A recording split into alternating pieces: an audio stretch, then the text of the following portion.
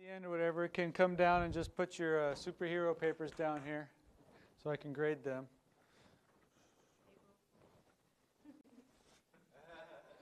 Yeah, it's April Fool's. Did I get anybody for at least a second? All right. Since, yeah, that's, see, it works on both levels. No, you have nothing to turn in to me today. It's just the WebAssign by midnight doing the peer review. But you have 1 week now then to revise it and finalize it. And that, you do have something to turn in.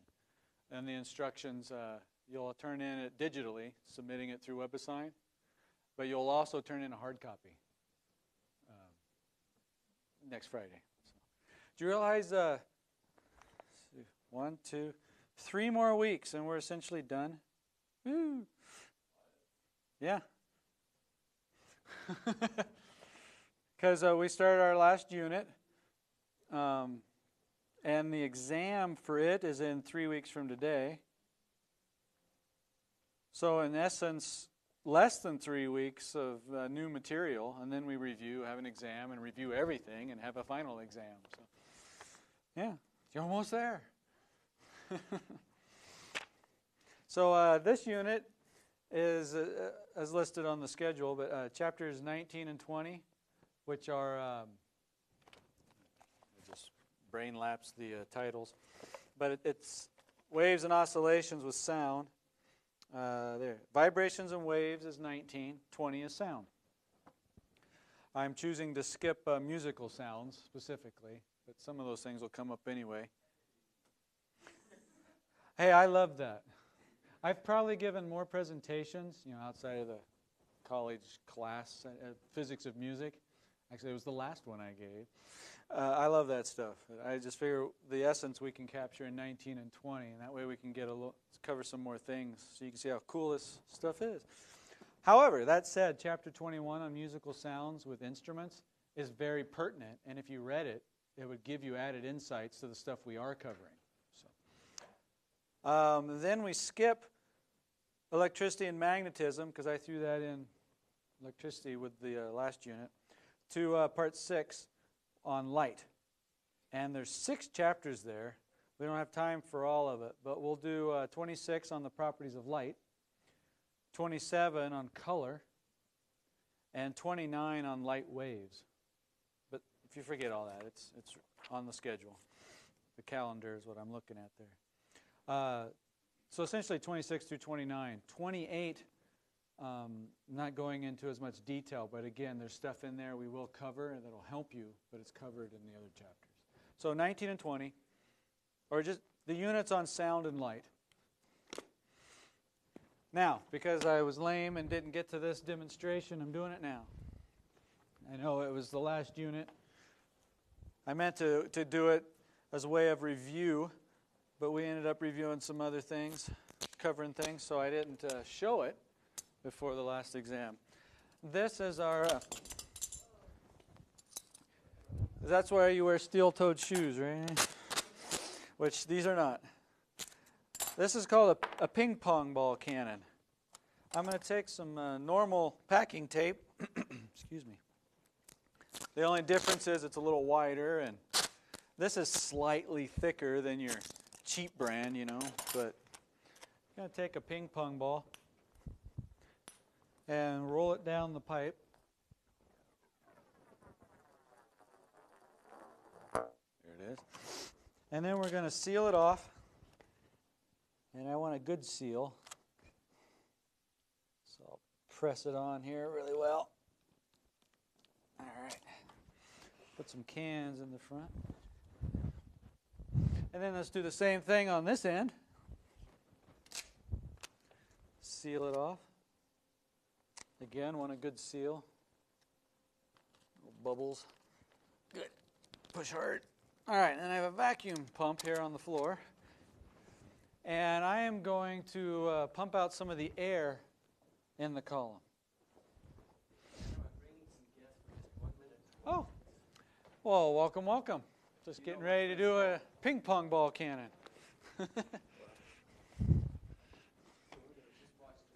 All right. So the ping pong ball is right here. What's in front of it? Yeah, a lot of air in the tube. So I'm going to start pumping. And this is pulling some of the air out. What happens to the pressure inside the pipe? I'm pulling air out. So it decreases. What happens to the pressure in the room? I guess it would get slightly bigger because I'm moving that air, but it essentially stays the same because the doors are open and whatnot. So we have high pressure, low pressure. That'll move the fluid. What I'm going to do is rupture the tape on this end. What will the air in the room want to do? Rush in. What's in its way? The ping pong ball. So a difference in pressure acting over the surface area of the ball. What's pressure acting over an area? Force. And that force will accelerate this mass up to a high velocity, and we'll see what happens. Are you ready? 1, 2, 3. Yeah.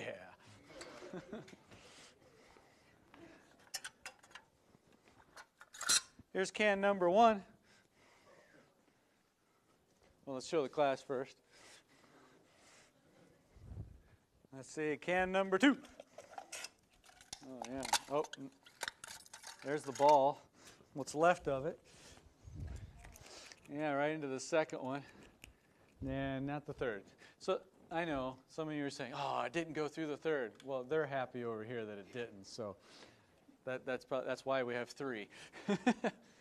So again, a difference in pressure from the room was enough to accelerate this ball to blow right through 1.5 pop cans.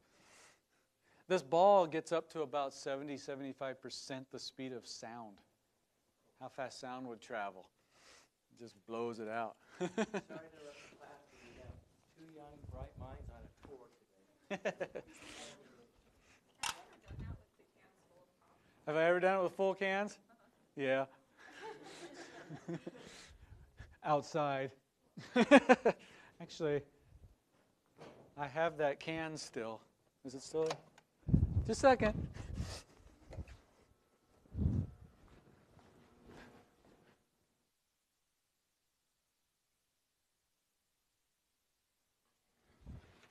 So it doesn't go through the whole can. Like here was one like we just did. Just blows right through. The full can, this was it. It popped it open big time, and it just sprayed all over the place. It was a big old mess outside. That's what but yeah, it did it. My favorite, though, was I took it one day, aimed it this way. I wanted to see how far the ball would go. So it was about the end of the table, and I shot it up, aimed it right over your head. How far do you think it made it? I mean, it's going 70-75% the speed of sound. And I just shot it that way. Thought it went all the way? Well, I wasn't sure because I knew it was going fast and nothing's in the way, but then I realized these are very light. You know, because the air resistance, the frictional drag on it. So we did it. Sure enough, and smacked the back wall. I'm sure it's slowed down significantly, but yeah, it went all the way. Well, then it stopped. Oh, it bounced back, but yeah, it hit chairs and stopped up there. There's a professor at BYU that I know. He used to do this point blank. You know, he'd be like right here for his class. He would do it. He'd be fine. He'd survive. But secretly, he'd say, yeah, there was welts for about a month. He doesn't do it anymore. He videoed the last one for posterity so he could keep showing that because he got tired of doing it. But yeah, I mean, it's cruising. Just from a difference in air pressure. Sending waves through the air. That's kind of my makeshift way of transitioning. Pressure acting over an area is force. And we know force accelerates masses, and they get up to high velocities. What actually happens is we don't pull out all of the air in here. the air that is in front, the little bit that's left in there, gets compressed. And that's what actually blows the tape off. The air compresses. And that increased pressure blows the tape out of the way, and then the ball comes out. Sound is a pressure wave. It compresses the air. When I talk, the air gets compressed, and then it rarefies. The book uses the terms compression and rarefaction. Compression, rarefaction. That just means they squish together and they spread apart. And it goes like this. This air bumps into this air, which makes it squish. And then it spreads apart, bumping into this air, and a wave is produced. So there's the colloquial statement that, what is sound? If a tree fell in the woods and no one was around to hear it, would it make a sound? Raise your hand if you think it would. Raise your hand if you think it would not. And that's how it usually goes. Most people don't think it would make a sound. Both can be right. It's subjective. It depends on your definition of sound. And based on their two definitions, they can both be right. In science, we like to define things. And so sound is that. It's a propagation of vibrations through a material. That's what sound is. A propagation of vibration. Something's wiggling, and that vibration can travel as a wave through something and needs something to go through, or it can't contribute those vibrations, kind of like dominoes. So, yeah, if it falls, it hits the ground. It also compresses the air. And so sound is made, even if we're there to hear it or not, according to science. So, I differentiate a vibration from a wave. I've just used both of those. A vibration is like a wiggle in time. It's something that just kind of goes back and forth. This wiggles back and forth. Over time, it's moving. But over time, it doesn't really go anywhere. This is not moving across the room. My tape got blown way over here. Cool. That's a vibration, a wiggle in time. A wave is a vibration that moves, a wiggle in time and space. And I rigged up a little ultraviolet laser pointer here to help visualize this. So I'm going to dim the lights. Maybe that one. And this puts out mostly ultraviolet light. I'm going to create a vibration, a wiggle in time. You can see it go back and forth. It's periodic. It repeats itself. That's a vibration. But it doesn't make a wave. It doesn't travel anywhere. So here's my glow-in-the-dark screen. And you can see that it reacts with it. It's moving in time. If I now move in space, you can create a wave. And so it changes its position and time. And if I go faster, you get a different size wave. If I go slower, but the wave seems to travel. It's a vibration or a wiggle in time and space. I like that way of showing it. So now we know what sound is. We say sound is a mechanical wave because it needs the material to go through. If you don't have something, again, those vibrations can't travel anywhere. They can't bump into anything else. On the flip side, light, the second half of this unit, is not a mechanical wave. It does not need a medium or a material to travel through. It can self-propagate all on its own. But light is also a wave. Sound is a wave. So that's kind of how this unit is about waves and vibrations. The source of all waves is something has to be vibrating in the first place, whether it's sound or light. For sound with instruments, you blow your lips or something like, or you pluck a string. You get something to vibrate. And we don't hear it unless it's coupled to the air. If you don't get the air vibrating, we will never hear it because the sound couldn't get to us. For light, it's you might have electrons vibrating, like a radio transmitter. Basically, they get the electrons moving back and forth, moving charges. And that changes the electric field around that electron or that charge. And so you get this wave of changing electric field. It's actually a changing electric field, and it has a magnetic field that changes also with it. But the source, something has to start vibrating in the first place for all types of waves. So here's some pendulums, pendula. This one's a brass ball. It's heavier than this ping pong ball. What do you think will happen if I displace them same amount and let go of them? How do you think they'll swing compared to each other? This one's got more mass. This one has less mass. They're about the same length, so we don't have to worry about that. I don't expect you to know. I just any gut reactions? The heavier one will hit it. Well, let's just see what happens, shall we? They're kind of swinging together. But you can see this one slows down faster because of air resistance. Maybe if I displace it a little further initially. But can you see they get to this point, this point, this point, this point, this point, this point.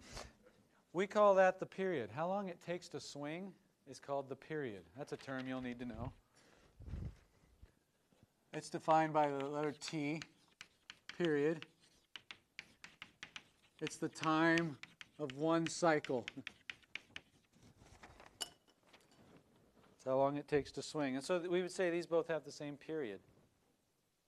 It takes them the same amount of time to get back to where they started. So if we start here, 1001, 1002, 1001, 1002, 1001, 1002, we would say the period is 2 seconds.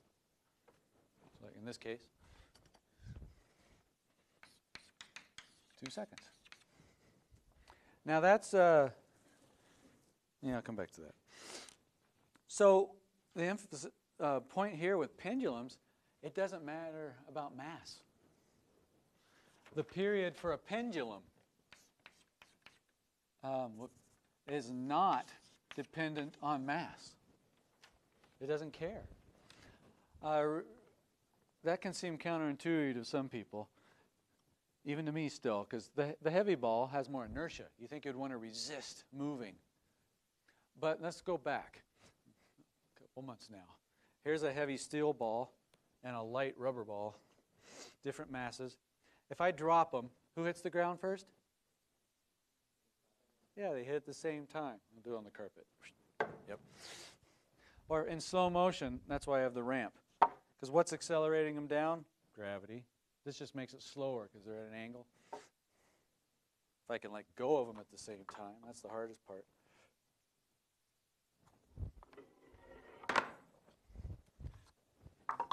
They essentially get to the bottom at the same time, depending on the friction of them.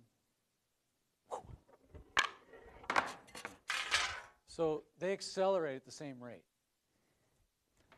Remember, they have different forces. Remember that? We'll review. Who feels more force? The heavier one. Yeah.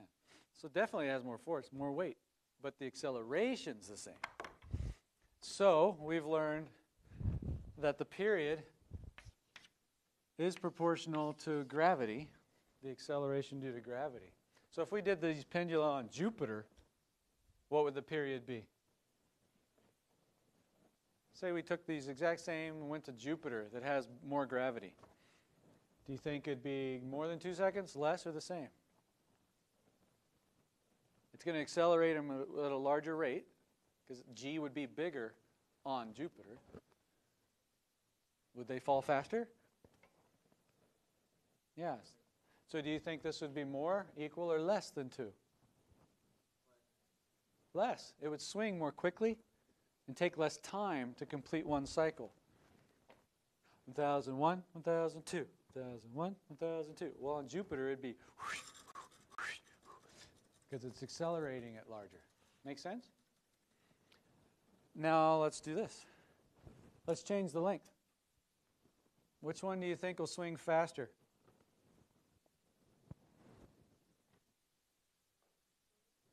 One vote for the shorter. Any other votes? More votes for the shorter? Let's see. Definitely. This one's going back and forth more than this one. This one's still the same. What's this guy's period? Let's see. 1001. Got to count the same, right? 1001, 1002, 1001. Yeah, well, it's less. Is it kind of similar to the ratio of Distance over time. Let me write this, what we just learned up first, and then I'll answer that. So we just learned that the period is proportional to the length. But let's see. If we increased gravity by going to Jupiter, did this get bigger or smaller? So that's inversely proportional. If we made L shorter, what happened to T? Smaller. So if we made that smaller, that's smaller. So that's directly proportional. So it doesn't matter, depend on mass. It's inversely proportional to gravity. It's directly proportional to length. The formula for this then comes out to be exactly equal to 2 times pi divided by the square root of L over G. There's the L and there's the G. I'm not going to make you calculate much with this, but it's nice to know this relationship. This equation is our guide to thinking for pendula that oscillate, that wiggle in time. You make it longer, it'll take longer to go back and forth. That kind of a distance idea, but it's this length. And you accelerate it faster, it'll take less time to go back and forth. The 2 pi has to do with going in a circle. 2 pi is once around a circle. It has to do with the fact that it's repeating, going in a cycle, back and forth. Now, another term is amplitude.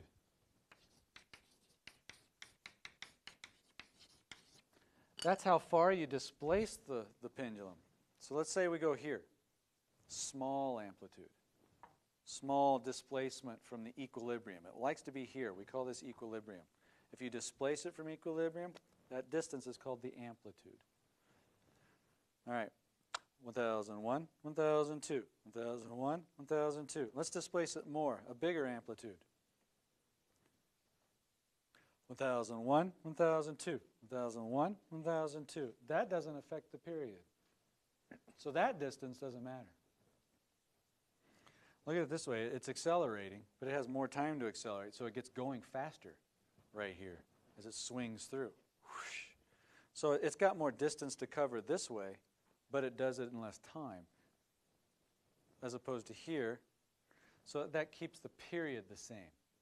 So it doesn't depend on amplitude either.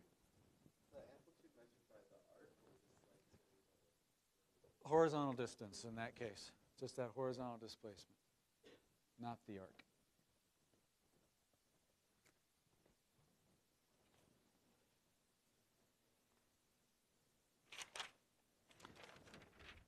So let's draw a wave.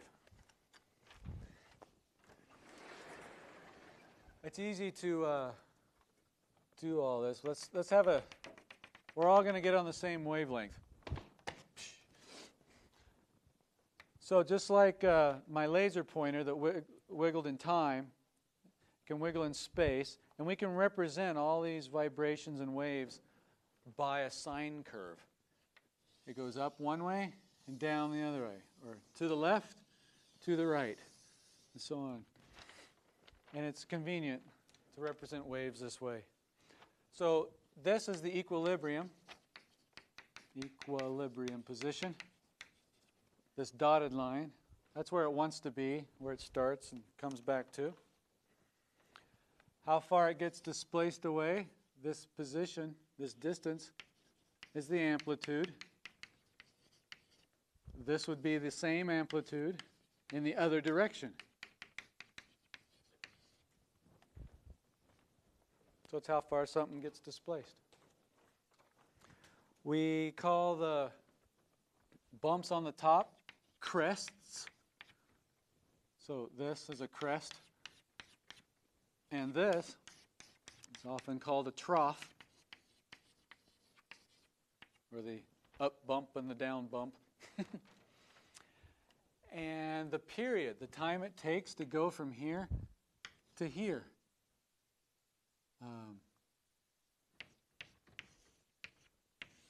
In time, that's how long it takes to get back to here. Goes down to the other side and back. That's a period. That would be the same period as if we started here and went up and back down. That would take the same amount of time. Or, how about from here till we got back to there again?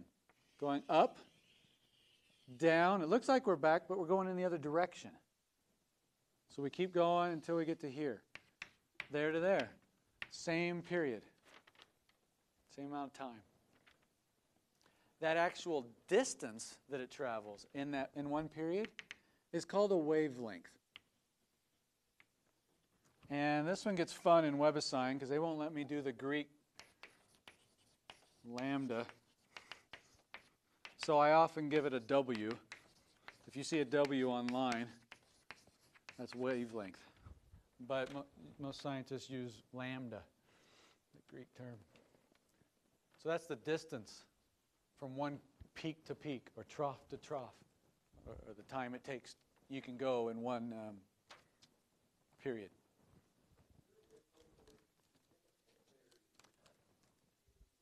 If something changes in the system, then the wavelength can change, yes.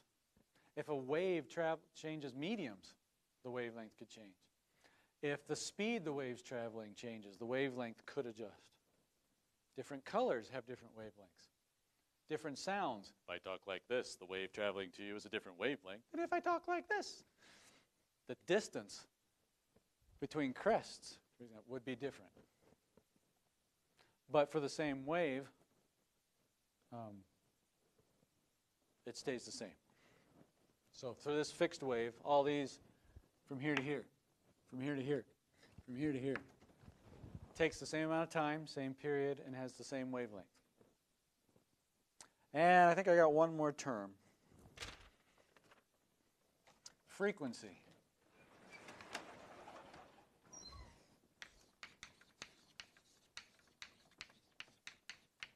F. And yeah. That's the rate. I mean, some people think of it as rate. How fast, people say it's how fast something's vibrating. That's kind of confusing. Fast, do you mean velocity or the rate that it goes back and forth? Rate that it goes back and forth is frequency, not the velocity the wave is traveling, but the frequency that it's vibrating. A wiggle in time is a vibration. It has a frequency. This has a frequency. 1001, 1002, one cycle. 1001, 1002, another cycle. Another cycle. Another cycle. So what's the rate of this? What's the period? 2 seconds. That's how long it takes. How many cycles does it complete in one period? In 2 seconds? One. So it's like it does one cycle every 2 seconds. That's its rate. So that's another way to think of this. Cycles per second. So for this pendulum, it's 1/2. One cycle every 2 seconds. And we give that a unit name. 1/2 hertz, which is abbreviated, the scientist's last name. I guess maybe that would be whatever. Hertz means cycles per second, oscillations per second, back and forths per second, wiggles per second, however it gets you to rotations per second, as long as it comes back to where it started. Now, there's a relationship between period and frequency. Can you see it? That's important. They're inversely related. If this ball took 2 seconds to go back and forth once, then 1/2 is its frequency. It's a 1/2 hertz. It does that once every 2 seconds.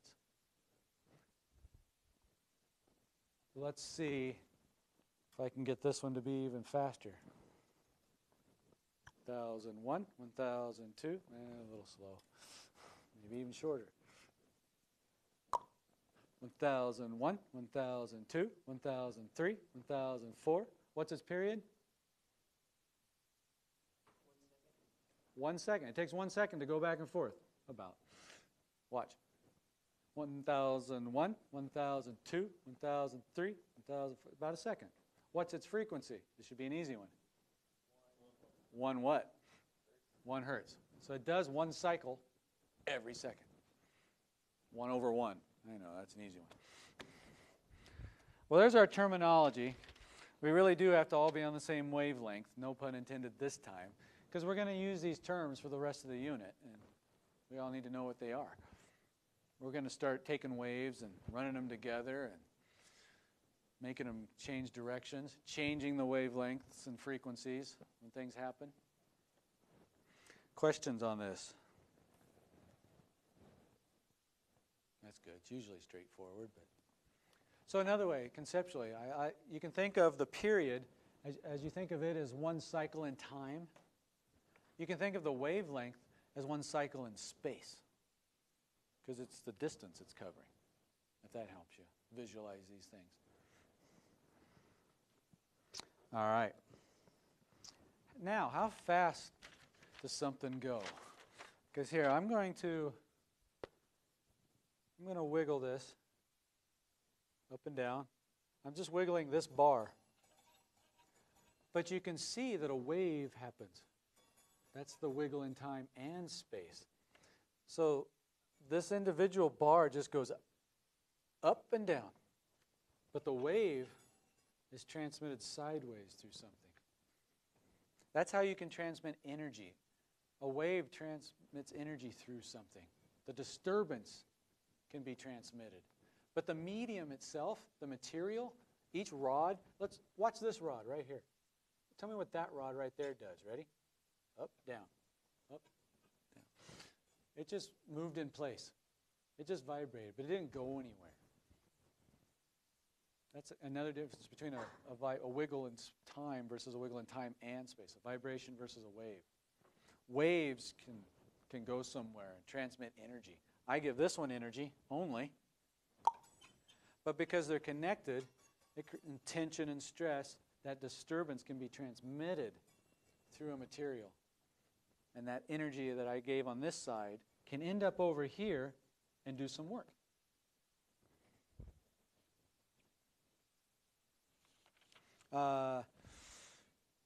How fast is it going? I can vibrate this at a certain frequency. Let's see if I do it, I don't know, let's just see what I end up with. 1001, 1002, 1001, 1002, 1001, 1002. I'm trying to get up to the top every 2 seconds. You can see the wave goes and reflects back. How fast is the wave traveling? We do want to consider that. The speed of a wave, the speed of sound, the speed of light. How fast does it travel? Not how fast does it vibrate, but how fast can it travel through space? You can see it takes a certain amount of time to cover that distance. That is no different than what we did before. All right. How did we find velocity before? That's right. It's a change in position over a change in time. It's the rate that we change position. So we're watching what's the rate that the wave moves through space. Again, not the medium, that's frequency. All right, so we can say, it's distance over time. Well, we got some distances and times. We use wavelength for distance and period for time. So there you go. Wavelength is a distance, meters. Period is time, seconds, meters per second. You can also write this as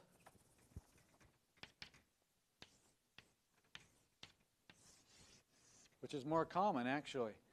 Because 1 over the period is frequency.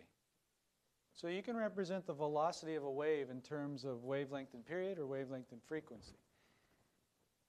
So when you see this, that's just distance over time represented for a wave.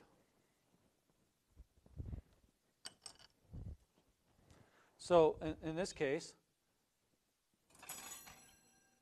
you could see the, well, let's wiggle a few here. You can see the crests and how far apart they are, roughly. That's wavelength. You can get the period. You can time it.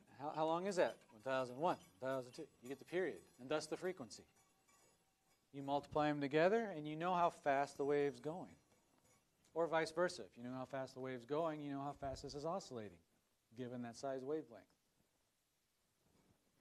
So for sound, we'll get to it more later, but when I talk and do a certain frequency, a certain note, if I talk monotone, this is a fixed frequency, la.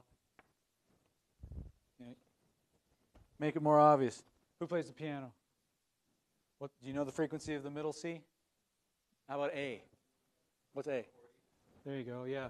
The frequency of A is 440 hertz is the standard. We tune to that. What's that mean? That means when you hit the key, thank you, it goes through some levers, creating some torque, and ultimately a hammer hits a string, exerts a force on it, stresses the string, it bends it, adds tension in there, and it pulls on it. Anyway, it starts vibrating. How fast? It's going to go up and down 440 times every second. Just like this pendulum, if this was going back and forth 440 times every second. Or how about a mass on a spring? Here's equilibrium. If I stretch it, I just put energy in here. I did work. I changed its potential energy. It's now stored elastically in the spring. And so when I let go, this is trying to contract back.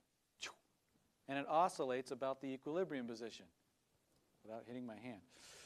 And you can see the amplitude, up, down, up, down. You got a nice sine wave. You can represent a wavelength,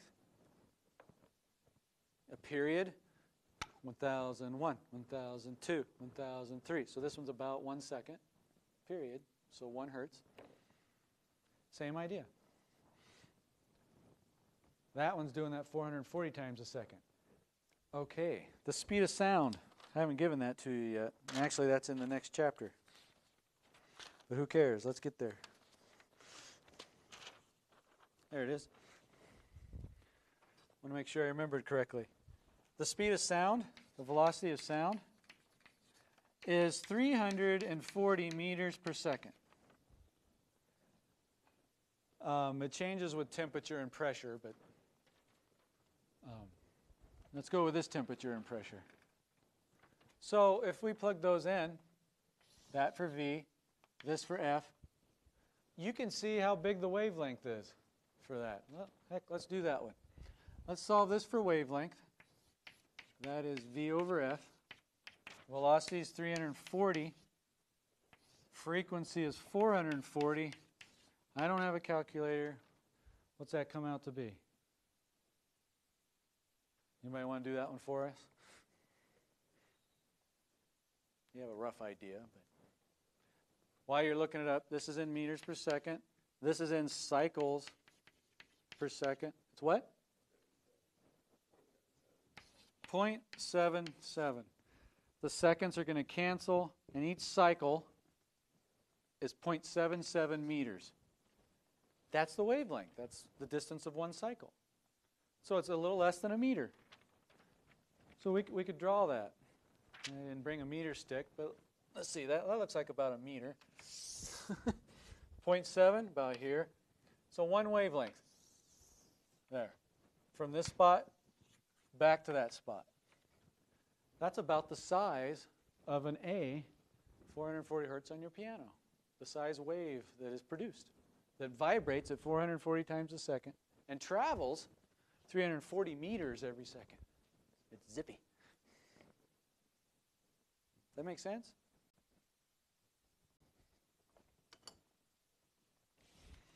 All right. There's two types of waves. Transverse.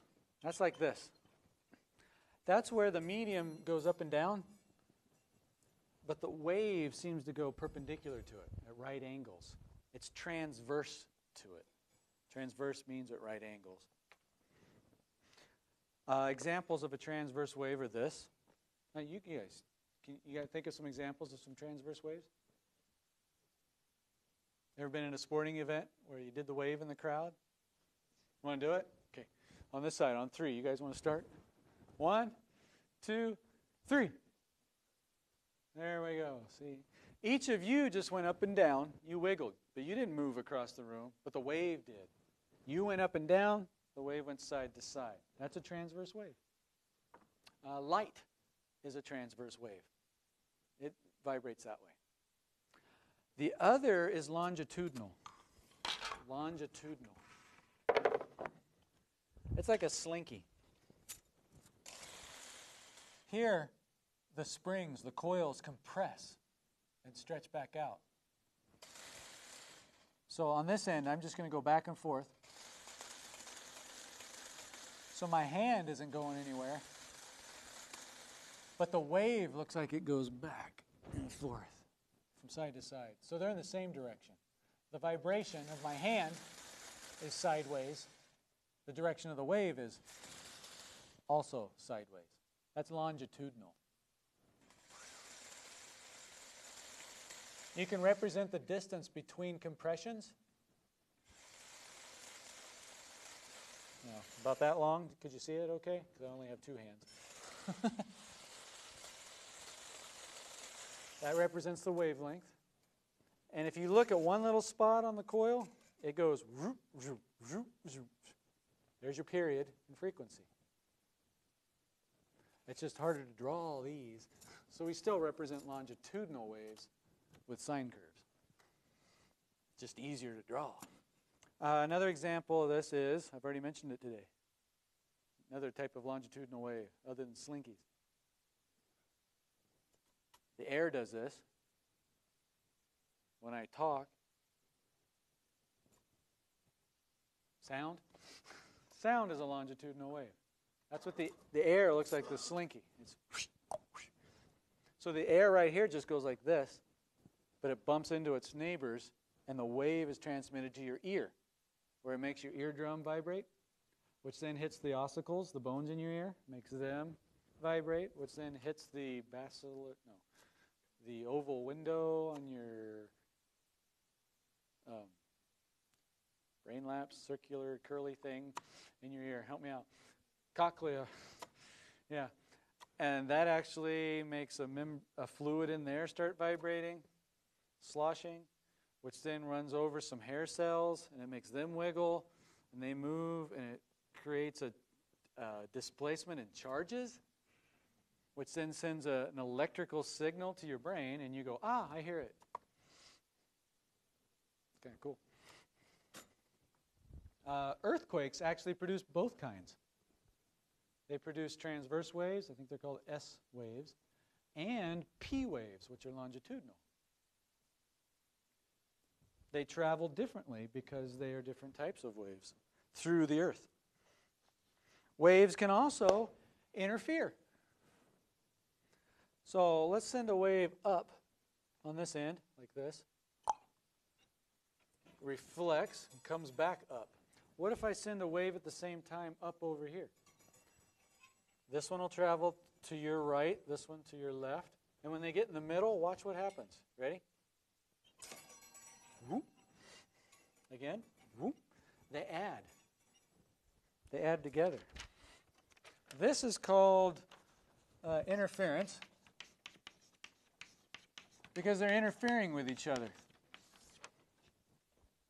Matter doesn't like sharing the same position in space. It's hard to cram 4 rods in the same space as this rod. But waves could care less. Waves can totally share the same space. So when this wave passes this wave in the same space, they're happy with that. And we call that interference.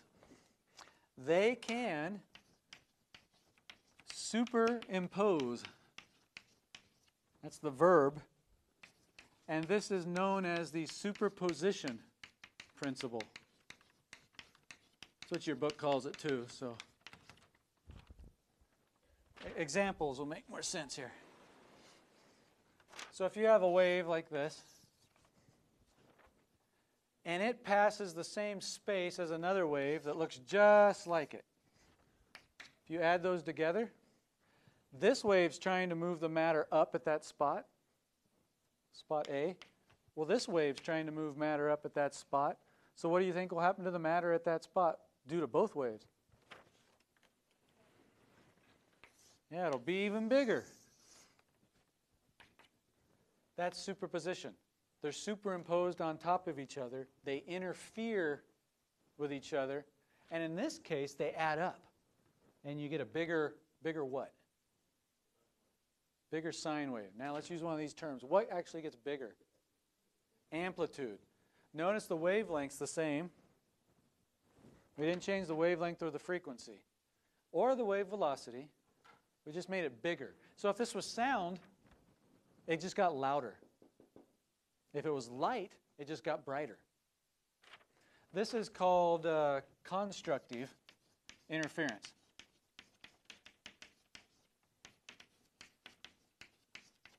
And I'm almost done. They add together.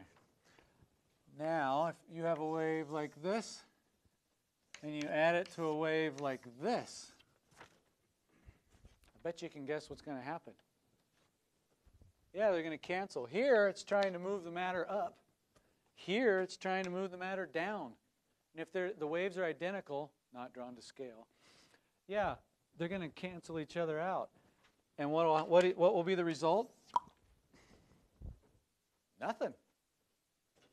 No wave, because one cancels the other. This is called destructive. Destructive interference. So, and one more term. These we say are in phase. In phase. Because they're both trying to do the same thing to the same part of matter. And that's where they add up. Constructive interference. They superimpose to get louder or brighter. This, if it was sound, and they perfectly canceled like this, you would actually hear nothing. Usually because of reflections and whatnot, you can't cancel every single wave, but it'll definitely get quieter. You've probably noticed that sometimes. You're in a room with speakers, and if you're over here, it sounds really good. But if you just move over here, what happened? You might have some destructive interference. The waves might be out of phase and kind of canceling each other out. So with sound, it'd get quiet. If it was light, it would actually go dark. And that can happen with waves.